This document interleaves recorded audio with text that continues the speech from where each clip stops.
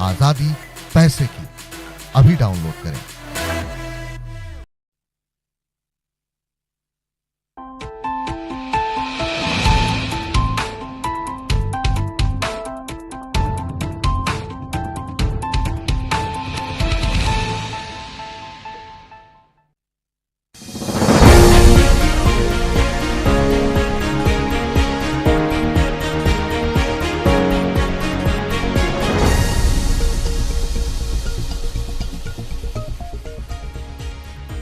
Hello and welcome to this brand new edition of Global Lens on News9 Live with me, Neha Khanna. As always, we have a packed show for you. Let's get started with our big focus. Reports have emerged in the US media suggesting that US authorities had obtained intelligence inputs in recent weeks on an alleged plot by Iran to assassinate former US President Donald Trump. This led to the Secret Service increasing security around the former president even before Saturday's assassination attempt on him. However, at the moment, there is no indication that Thomas Matthew Crooks, the would-be assassin who attempted to kill Trump, was in any way connected to this alleged plot. The existence of the intelligence threat from a hostile foreign intelligence agency and the enhanced security for Trump raises new questions about the security lapses at the Saturday rally in Butler, Pennsylvania, and how a 20-year-old man managed to access a nearby rooftop to fire shots that injured the former president. A U.S. national security official has been quoted as saying the Secret Service and Trump campaign were made aware of the threat before Saturday's rally. The Trump campaign, however, has not disclosed whether it was given this information about a possible Iran threat. Secret Service officials have warned the Trump campaign repeatedly against holding outdoor rallies which pose greater risks than events to which the agency can better control access. But sources say the warnings have been more general in nature. Iran, for its part, has denied these accusations, calling them unsubstantiated and malicious. Meanwhile, amidst the ongoing security threat, Ohio police officers in Wisconsin who are deployed at the Republican National Convention shot and killed a man who was wielding two knives near the convention on Tuesday. 5 members of the police department fired at the man who had a knife in each hand, refused police commands and charged at an unarmed man before the police fired at him. As fears of further political violence escalate, a new Reuters Ipsos poll says Americans fear that their country is spiraling out of control and descending into chaos following the assassination attempt on Donald Trump. There are growing worries that the 5th November election could spark more political violence in the days to come.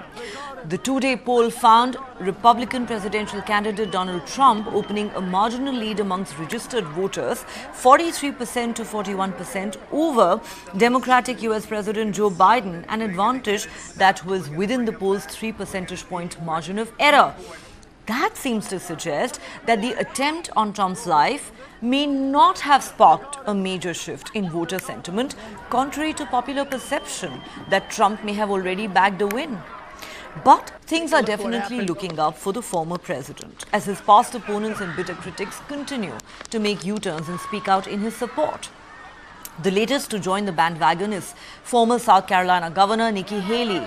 In her speech to the Republican National Convention on Tuesday, Haley talked about America's incredible ability to self-correct. A political rival and fierce critic of Trump till just the other day, Haley was probably talking about herself when she made that remark. On the second night of the Republican National Convention in Milwaukee, less than 24 hours after a top union leader denounced corporate America in the same hall, Haley executed a stark about-face, pledging her support to Trump and asking others who'd expressed similar concerns about his potential return to power to consider the alternative, President Joe Biden. Haley said, "I will start by making one thing perfectly clear. Donald Trump has my strong endorsement, period." Haley's speech, delivered a night after Trump was formally nominated by the party, firmly closes the door on whatever remained of the dissent that hung over the 2024 GOP primary campaign. However, Haley, while backing Trump for president, refused to endorse all his ideas. She said, "You don't have to agree with Donald Trump 100% of the time to vote for him. Take it from me." She added, "For the sake of our nation, we have to go with Donald Trump." I'm here tonight because we have a country to save. Well, many other former Trump critics in the GOP also decided it was time to kiss the ring. All eyes will now be on Trump's speech on Thursday night. Just what will his message be to his supporters and detractors following last week's assassination attempt on him? Donald Trump has my strong endorsement, period.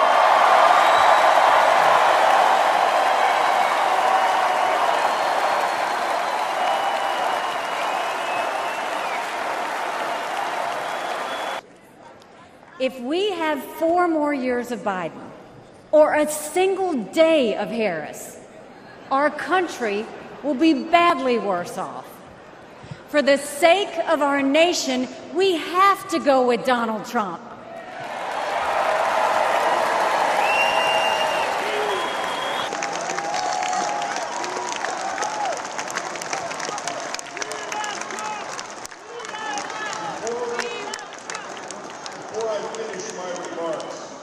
Life was more affordable when Donald Trump was president. Our border was safer under the Trump administration, and our country was respected when Donald Trump was our commander-in-chief.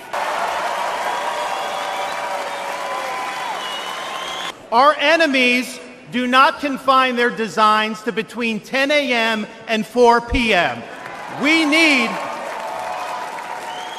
a commander-in-chief who can lead 24 hours a day and 7 days a week. America cannot afford 4 more years of a weekend at Bernie's presidency. But let's be honest. Now, Donald Trump stands in their way and he stands up for America. Donald Trump has been demonized, he's been sued, he's been prosecuted, and he nearly lost his life. We cannot let him down, and we cannot let America down.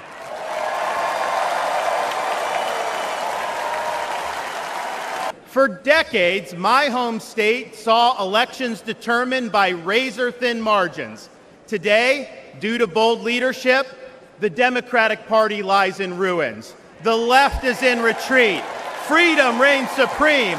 The woke mind virus is dead, and Florida is a solid Republican state. Donald Trump has my strong endorsement, period.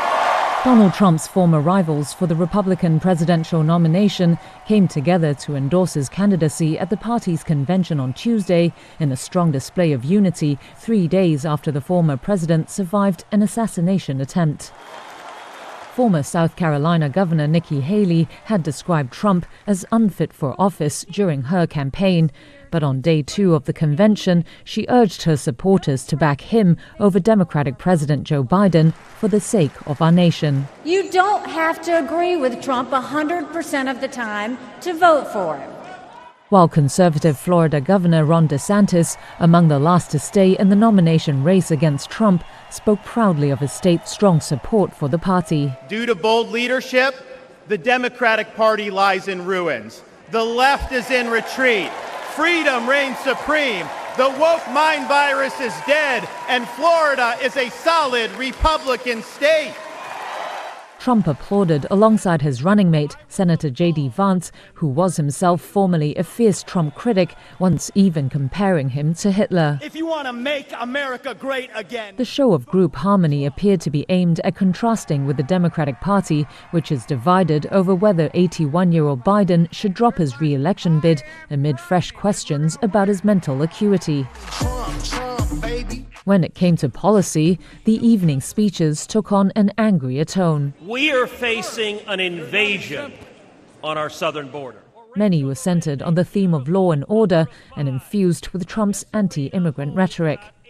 The former president's daughter-in-law, Lara Trump, who co-chairs the Republican National Committee, then closed the night with a shift in tone. We, as Americans, must always remember, there is more that unites us than divides us. However, following Saturday's assassination attempt, voter fears about the polarized state of the nation appear to have deepened.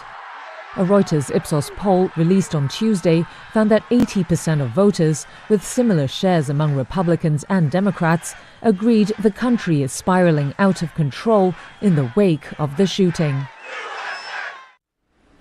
All right, lots to discuss. Let me introduce our panelists. Joining me on Global Lens tonight is Ambassador Ashok Sajanhar, former Indian diplomat.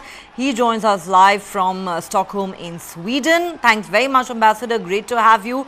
We also have with us Professor Swaran Singh at the Center for International Politics, Jawaharlal Nehru University. Thanks very much to you as well, sir, for joining us. And in a moment, we are hoping to be joined by Seema Sirohi, senior journalist and author, who will join us from Washington, D.C. I need to take a quick break here on Global Lens. Don't go anywhere. We have a lot to discuss on the other side.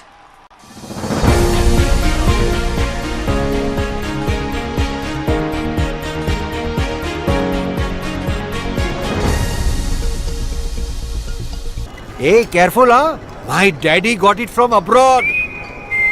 Hey, disaster! How will you pay for the loss now? In stock market, you should take risk as per your capacity and knowledge. Trade in options very carefully. Wow, Dikra! Absolutely perfect. Take risk with full understanding.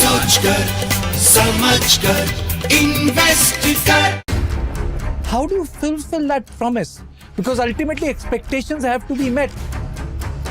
If you look at the political landscape, is it really changing for women? And what is the inability of the forces that dead bodies surface, but not the living people?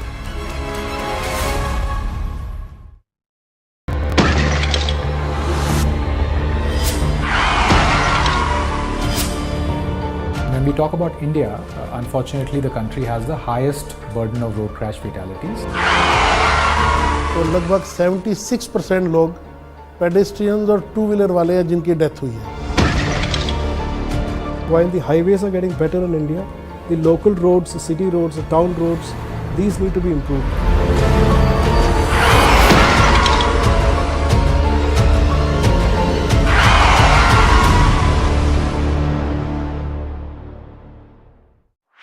This and more.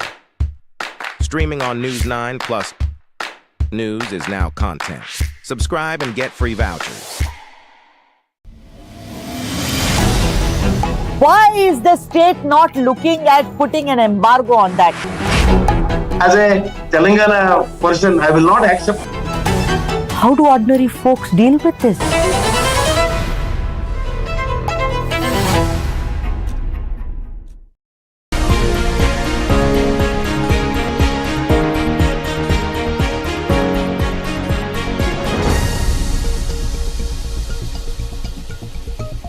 Welcome back. You're watching Global Lens on News9 Live with me, Neha Khanna, and we're discussing the latest developments in American politics, including the ongoing Republican National Convention and the ongoing security threat to Donald Trump. A lot to unpack here. Let me introduce my panel once again. Joining me on Global Lens tonight is Seema Sirohi, senior journalist and author of Friends with Benefits, the India-US story. She joins us live from Washington, D.C.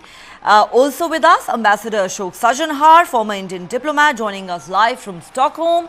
And completing the panel tonight is Professor Swaran Singh at the Center for International Politics, Jawaharlal Nehru University here in New Delhi. A warm welcome to all my guests. Seema Sirohi, if I could begin with you, a lot to unpack here. Let's begin with the latest reports that have emerged suggesting that Secret Service was aware of an alleged Iranian plot to take out former President Donald Trump, and that this information had been shared with the Trump campaign, and subsequently security for the former president enhanced. Of course, Iran has denied these accusations as malicious and unsubstantiated, but doesn't this revelation raise even more questions about how this was a spectacular failure really on part of Secret Service that practically allowed this 20-year-old man to nearly kill the former US president? Yes, Neha, there are many questions, and the Secret Service is under tremendous pressure from all sides, not just Republicans, to answer some questions. As for the Iranian threat, it's an ongoing threat ever since former President Trump ordered the assassination of Qasem Soleimani, the head of Iranian Revolutionary Guard. So the Iranians had vowed revenge at that time. So it's a continuing threat, and there was some chatter recently, and the intelligence agencies alerted the campaign, but they have also said that they don't see any link between the assassination attempt and the Iranian threat. So, as far as they are concerned, the failure is mostly of domestic intelligence, police work, and Secret Service. All right, certainly a lot of questions that need to be answered. But let me now ask Ambassador Sajanhar. Ambassador Sajanhar, how do you see the developments of the last few days? Clearly, a lot seems to have changed in American politics virtually overnight. Even as we talk about this ongoing threat, there is a poll, a Reuters Ipsos poll, that suggests that Americans actually fear that their country is spiraling out of control and descending into utter chaos. This, of course, survey has been conducted in the aftermath of last weekend's assassination attempt on Donald Trump. How do you perceive the developments in the United States? And perhaps it would be fair to say that you can't really blame the Americans for feeling as if doomsday is upon them, given what's happened. Yeah, thank you very much, Neha. I agree with you. I think even before the assassination attempt, the mood in the United States was not any positive. I think the deep polarization between the Democrats and the Republicans, that had become very, very obvious. That had become very evident. And I think if one spoke to normal, common citizens in the United States, and they would express deep frustration and deep anxiety and unhappiness at the manner in which politics was being conducted in the United States. And of course, this attack, right 4 months before the elections, that seems to have, completely shaken up the system. And I'm not surprised that this is the sort of reaction and response that common American people are having, that the country is slowly but surely slipping into chaos. Because even before that, they had, there was this feeling that these were definitely not two of the best candidates that the country could offer to run the affairs of the nation and the most powerful country in the world. And even as far as the world is concerned, they also, meaning the world does not have much of a role to play as far as the situation in the United States is concerned. The world will have to deal with the situation as it evolves, as it emerges on the 5th of November. But the world was also feeling very despondent as to how things have been progressing. And this has, of course, the assassination attempt has, in my view, really, of course, it's given a shot in the arm to the Republican campaign, to former President Donald Trump. But I think it has also shaken up the system, that, something really drastic needs to be done to mend the affairs. Otherwise, it is hurtling down a precipice that might be difficult to deal with if not controlled in time. Absolutely. In any case, recent developments have been termed by many as an assault on American democracy. But what happened last weekend really left all of the United States and indeed the world absolutely shocked. Let me ask Professor Swaran Singh this. Do you believe, Professor Singh, that, the fears that a lot of Americans are now expressing about their country descending into chaos are quite legitimate? There are fears being expressed that there could be more political violence in the run-up to the 5th November election, while the two sides are calling for unity. President Biden said the political temperature must be lowered, and Trump, for his part, has so far said that the speech that he's going to deliver at the Republican National Convention on Thursday night, that's tomorrow, is going to be vastly different from the one that he had prepared before the assassination attempt on him, thereby suggesting that he actually wants to use this as an opportunity to unite America. However, does Donald Trump really have it in him to now suddenly go from being this polarizing figure to emerging as a unifier for the United States? Thank you, Neha, for, I think, raising a very, very pertinent question here about what it means for the social fabric and for the politics in United States. Now, we are discussing this from India, and India has lost 3 national leaders to the bullet. And we are fully aware of what it means for the society, for the politics, and how ripples could, reverberate from such a single incident. Second important thing to underline is that United States has been unusually victim of such incidents. In fact, United States has lost 4 sitting presidents, 2 instantaneously, Abraham Lincoln and John F. Kennedy, and 2 others succumbing to bullets much later after a few days. In fact, President Ronald Reagan was suspected to, not survive because his lung was punctured.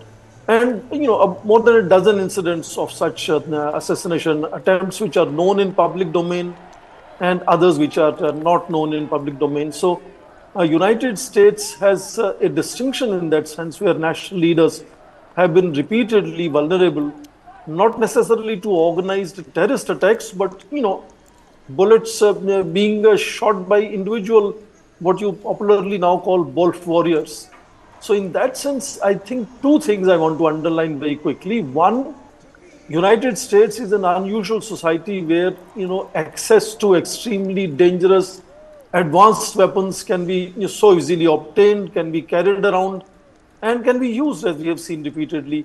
And that makes United States increasingly vulnerable to this being a fundamental, formidable challenge for their own survival as a nation state. Second, I think, is something which has increasingly become global, but particularly visible in the United States, is increasing polarization. And one reflection of that polarization is how politics and campaign in democracies and elections have become increasingly personalized attacks rather than talking of issues. And, candidates are seen, as you saw Donald Trump, caricaturing each other very often. And that really creates a very different kind of anxiety, panic, restlessness in society. So we don't know the so-called assassin as to what are his antecedents and what investigations will tell us about him. But this definitely flags a fundamental problem that United States has as a society, being unable to deal with challenges without going violent, and at the same time security agencies not being able to plan. As you said, they already knew about Iranian attack being really a threat for Donald Trump, and they had probably beefed up security. And what happened after beefing up security? So it's a multi-pronged collapse of a system that one is noticing in United States. It may be the global superpower, but I think it has enormous deeper challenges that it must address. It's incredible, you're quite right in pointing out that America has a long history of political violence. 4 American presidents have been assassinated. There have been multiple assassination attempts on many others.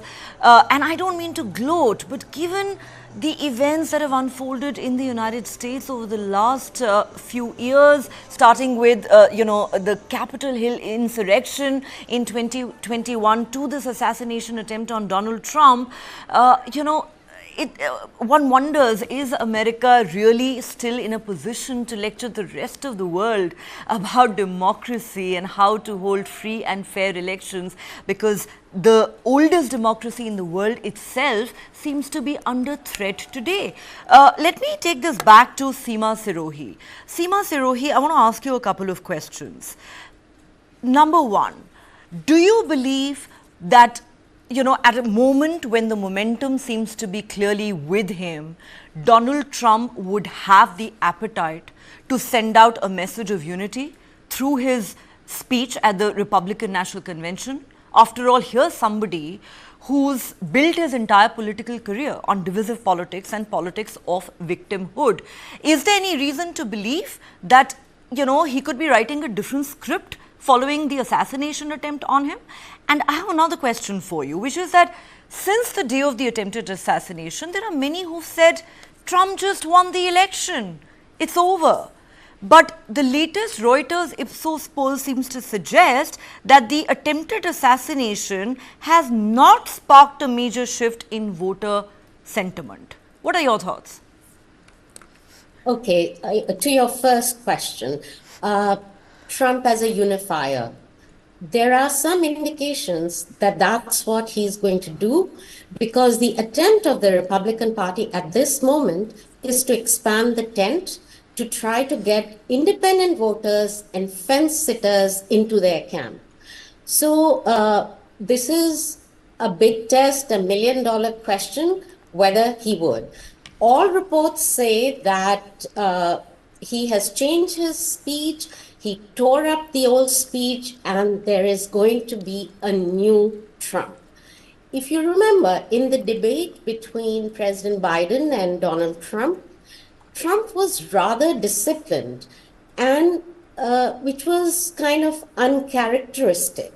So this time around, I think the campaign has a different strategy. They understand that, the idea of chaos should not be associated with Trump anymore, that he's coming at this election as a different candidate.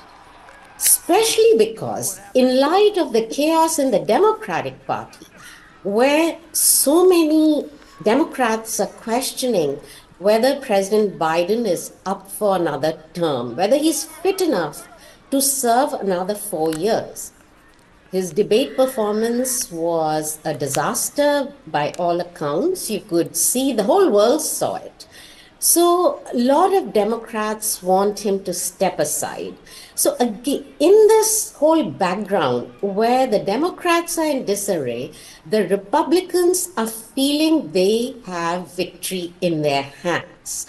And only a really foolish move would take it away. So they're going to do their best to sort of solidify, attract new voters, and show Trump as someone who has transformed. And once, if he wins, then the test will, we will see whether he is able to execute that.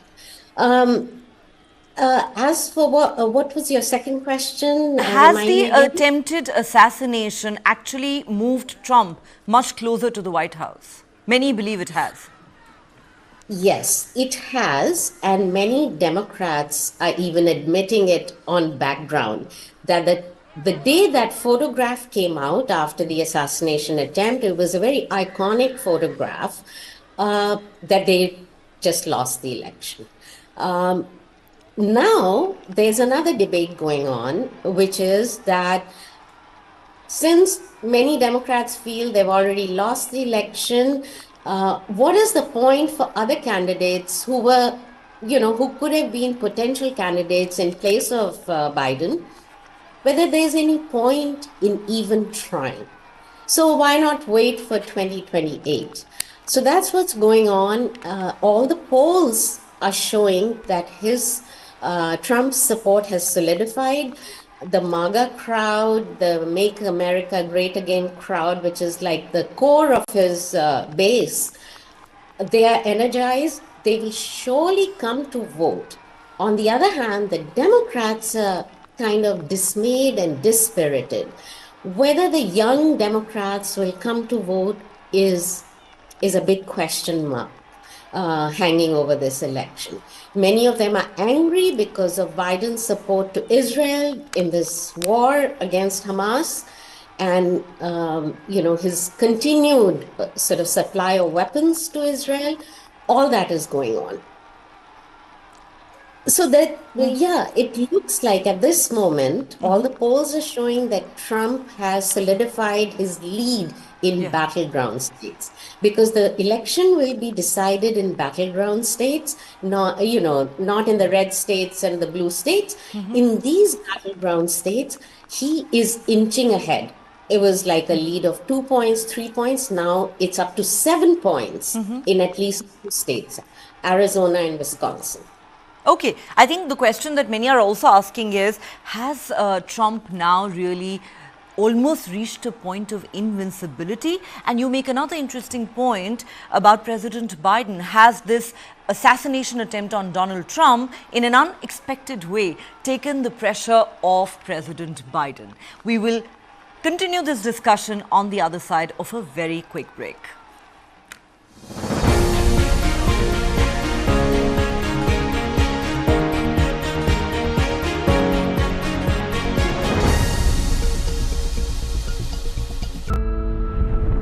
Who am I? Nobody can crack that mystery. There is a certain expectation of me. That's the only contradiction. Life itself is stranger than fiction. I was a perfectly normal person born in an abnormal world. I really didn't understand why is it different. Just imagine a child who is bullied every day. Boys school में कुछ लड़का लोग मेरे साथ sexual abuse किए. मुझे तेरे बारे में सब पता है. और मैं तेरा rape कर लूँगा. You also start to stigmatize. अरे ये तो time pass है. Sex doesn't come in the picture. Sex comes very late. Then they are a man-made narrative. Why do you walk like that? Why do you sway so much? So you can understand the trauma of a person who's trapped in a wrong body.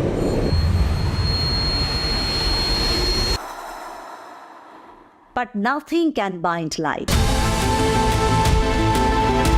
We have to reclaim the lost position. We fought for more than 10 years. Today I'm the mother of the industry. I'm a first transgender member judge.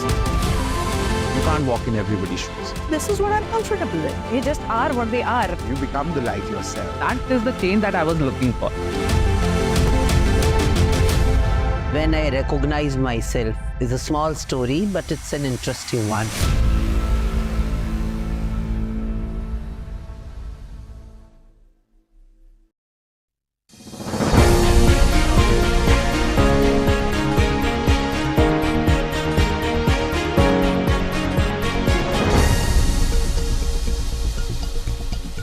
Welcome back. You're watching Global Lens on News9 Live with me, Neha Khanna, and we're discussing the aftermath of the assassination attempt on former US President Donald Trump. Ambassador Sajjan Har, we were discussing this in the last segment with Seema Sirohi, so let me ask you this question.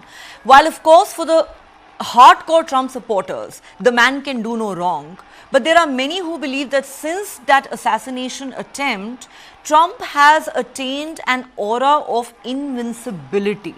He's being seen by many of his supporters as some sort of a messiah now for the United States.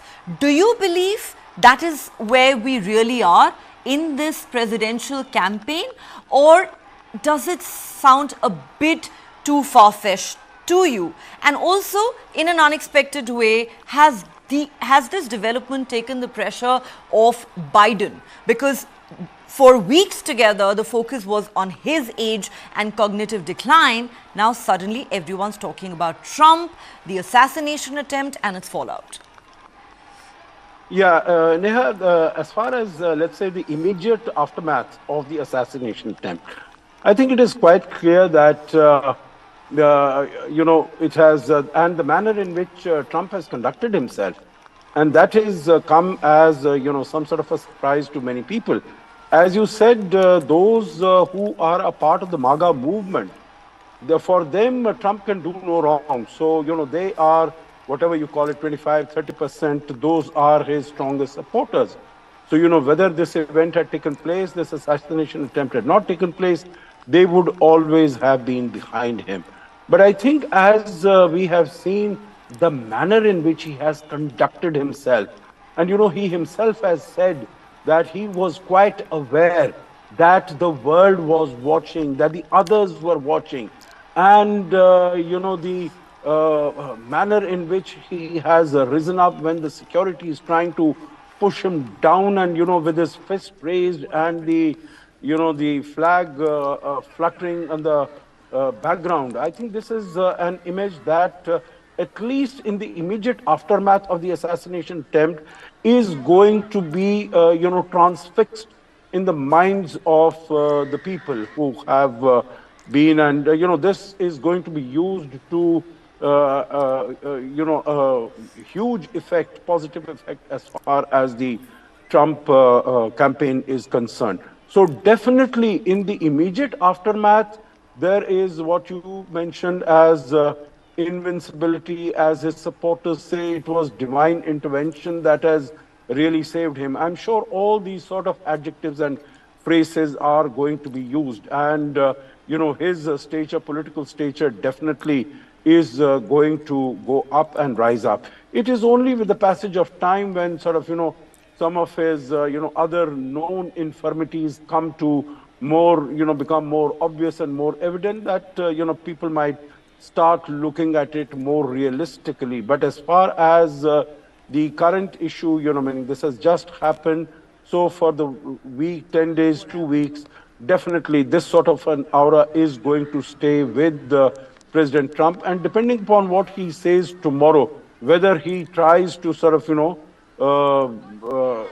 restore his image and rise above partisan politics and behaves like a statesman who is trying to lead the country, bring the country together, I think his conduct and his attitude going forward, I think that will have an important role also to play as to how things shape up. Now, on the other aspect, whether as far as President Biden is concerned and the pressure is off him, it could also be looked at in another way, that I can understand that there is despondency, I can understand that there is despair in the Biden camp, that we have lost this election, so let us start looking at the next election.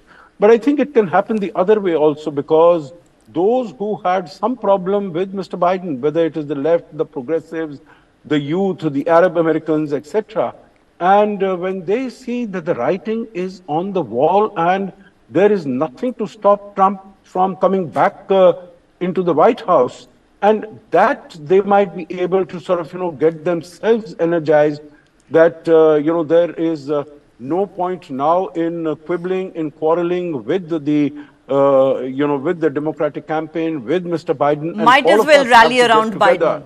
Yes. Yeah, rally around and sort of do all that is possible to try and get a better result.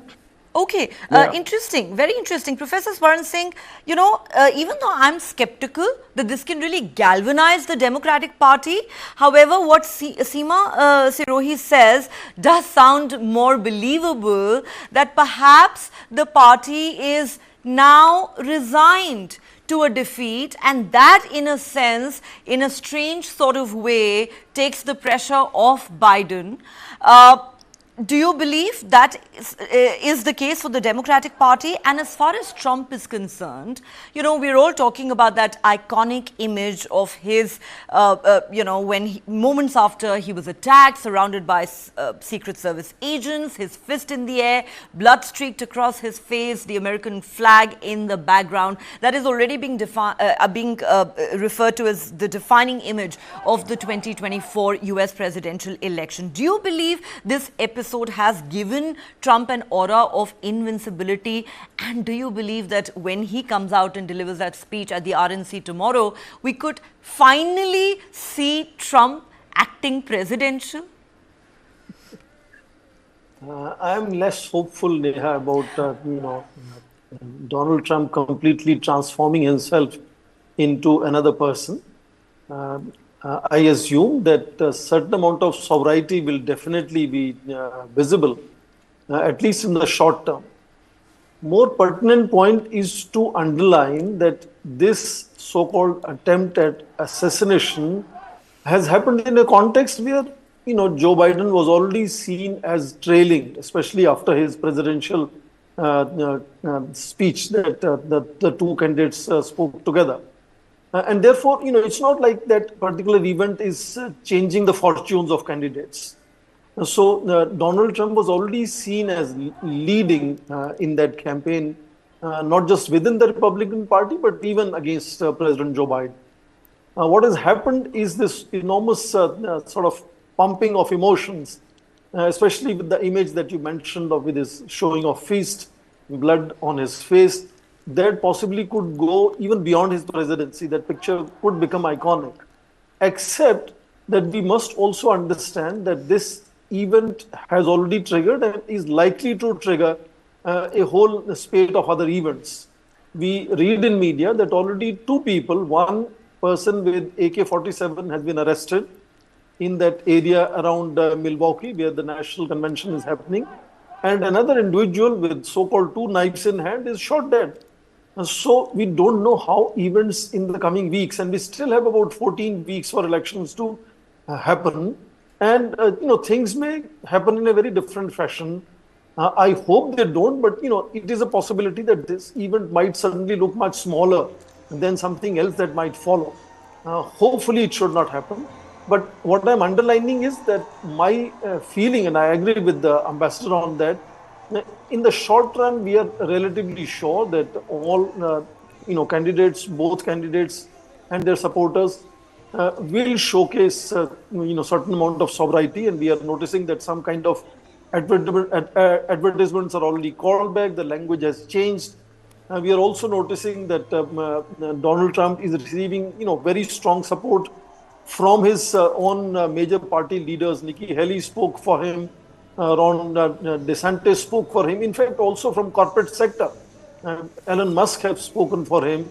Bill Ackman has spoken for him. So in the short run, there is a certain upsurge of sentimental support and sympathy for candidate Donald Trump. But whether that sympathy will continue to survive over a period of time and suddenly increase that gap between two candidates enormously, that I am not very hopeful. I think, yes, Donald Trump would look a strong candidate, might come back to White House because of the given disarray, not only in the presidency, but also in Democratic Party. We have heard several leaders, in fact, going public, saying that there should be perhaps need for a younger candidate from the Democratic Party to stand against Donald Trump. So internal dissensions in party, presidency, and so on, that kind of asymmetry is there and will continue. But whether this one event will transform either in, Democratic Party setting its house in order and the whole swing in supporting, Joe Biden, or other way in making Donald Trump, as you said, invincible, to me that in long run seems a less possibility. I think we will continue to muddle through the way we have been doing over last 6 or 8 months. This event has given a certain traction advantage to candidate Donald Trump, particularly in the national convention. Definitely that advantage is very visible. But whether that advantage will transform, as I said, fortunes for two candidates, I don't think that is going to happen. I think over a period of time, we also have a very short attention span because of the whole infusion of 24/7 news. Always some of the other things are, becoming globally important. Right. And I assume that media will sooner or later, pick up other issues which are important. And this in the short term will have relevance, but I don't think in long term, this particular event, unless it is followed up with something more dangerous, will have any major impact in the fortunes of candidates. Well, 4 months is certainly a long time in politics. A lot can happen between now and the 5th of November. Let me go back to Seema Sirohi at this point. Seema, a couple of questions. It's always amusing when you see a politician make an about face. We are, of course, quite used to that here in India, and we've seen it happen in American politics too. Many of Trump's fiercest critics have now decided it's time to kiss the ring.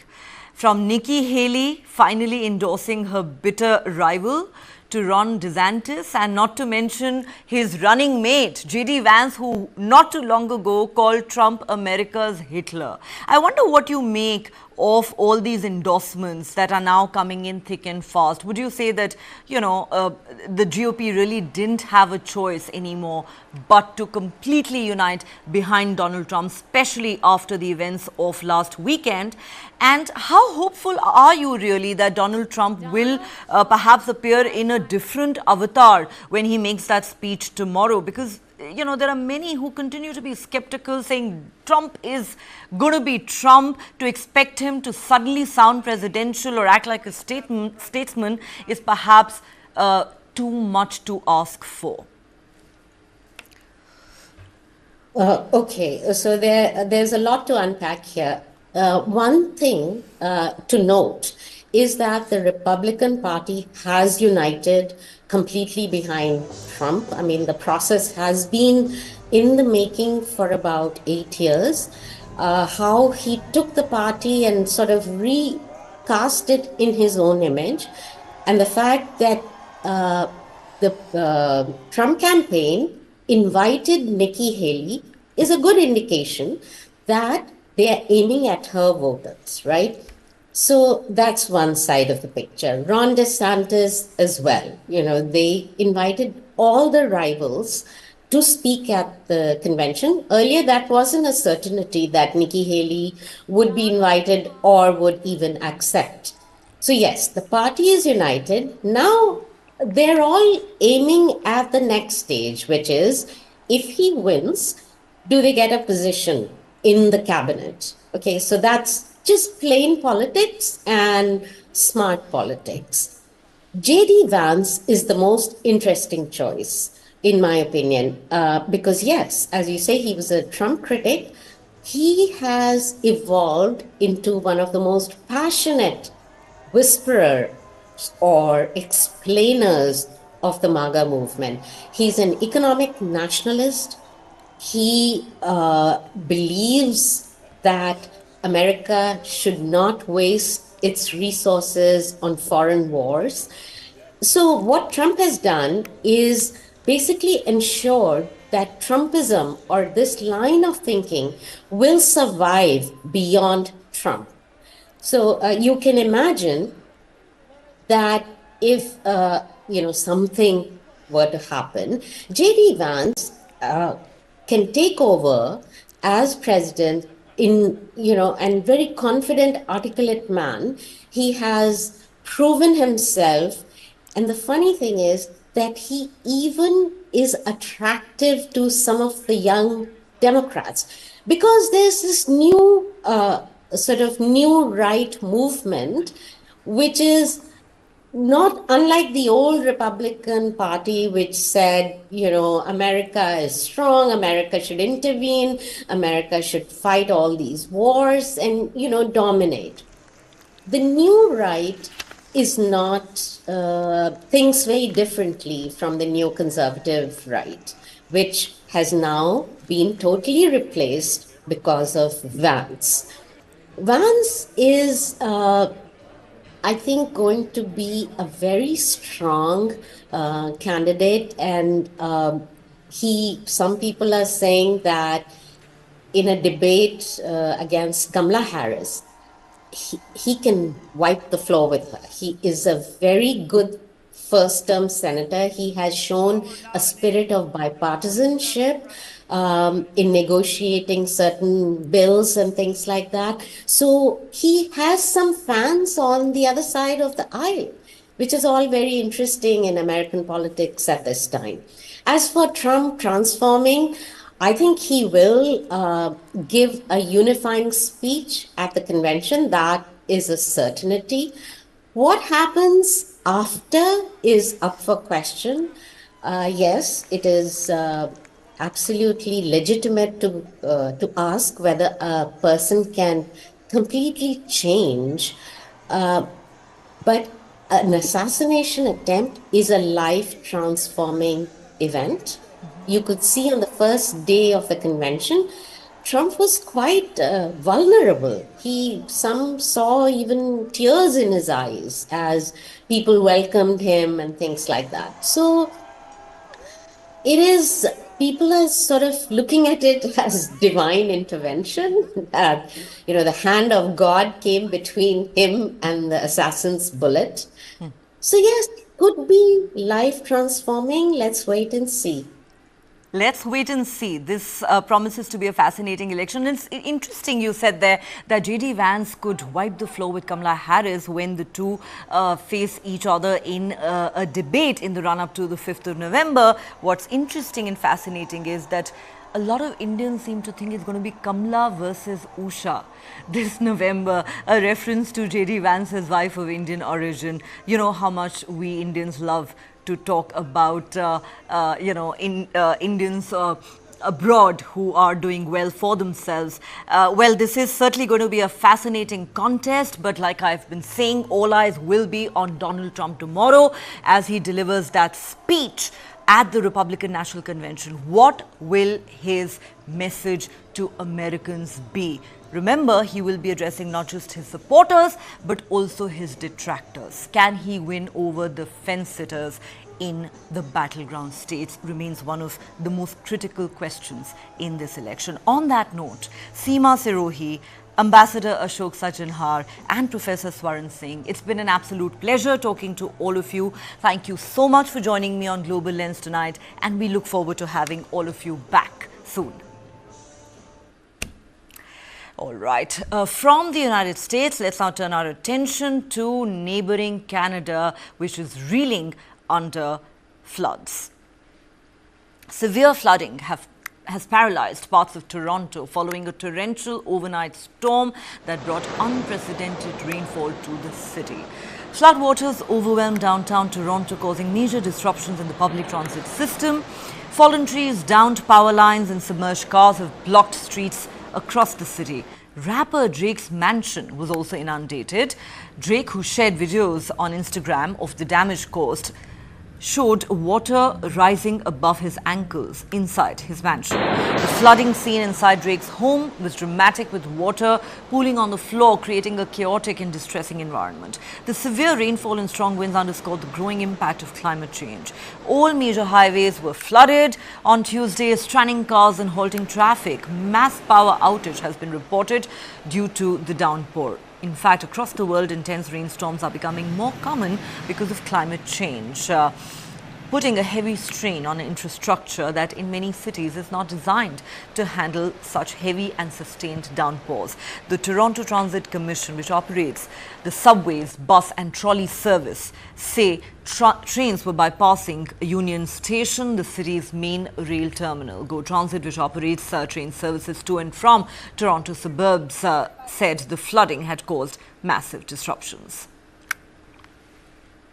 All right, as we wrap up this edition of Global Lens, let's get you some news from Thailand, and this is a rather curious story. The Thai police say that 6 people, including 2 US citizens who were found dead inside a luxury hotel room in central Bangkok, likely drank from tea and coffee cups laced with cyanide, following a dispute linked to bad investments. The grisly discovery was made on Tuesday when the staff at the 5-star Grand Hyatt Erawan in the Thai capital entered the 5th floor suite after the guests missed their checkout by more than 24 hours. Cyanide poisoning was likely the cause of the deaths of 6 foreigners whose bodies were found Tuesday in a room in a Bangkok hotel. That's according to Thai police on Wednesday, adding that the suspected killer was among the dead. Police said the rapid-acting deadly chemical was found on drinking glasses and a teapot in the room at the luxury Grand Hyatt Erawan Hotel. From the qualitative analysis, cyanide was found in the liquid inside the teapot, in all 6 coffee cups, and in the blood samples collected from the deceased man leaning against the wall. Interviews with relatives of the dead revealed there had been a dispute over debt related to an investment.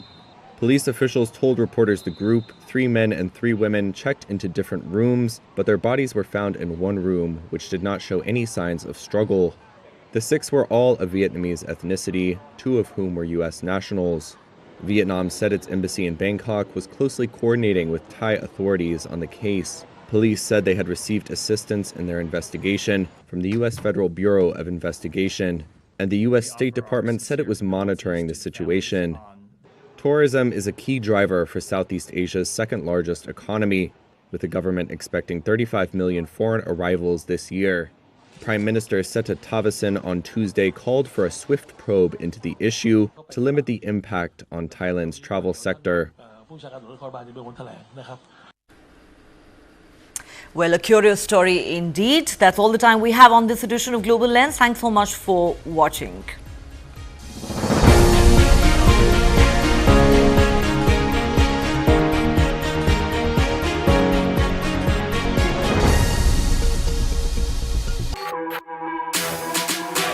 जानना है तो देखिए, समझना है तो सुनिए, सीखना है तो पूछिए, और कमाना है तो खरीदिए। जानकारी, सलाह और निवेश सब एक ही सुपर ऐप पर। पैसे का सवाल है तो जवाब है Money9। आजादी पैसे की, अभी डाउनलोड करें। This is News9 Live, India's only digital exclusive live stream. For the early adopters, bringing you the news 24/7. For the smart audiences on the smartest TVs. News9 Live. Stream now on your smart TVs.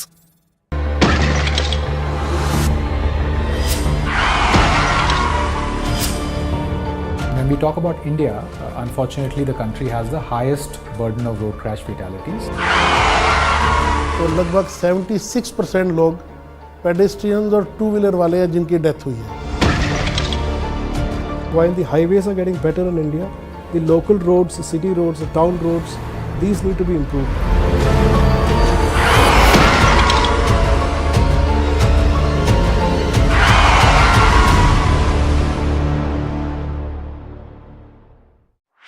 This and more. Streaming on News9 Plus. News is now content. Subscribe and get free vouchers.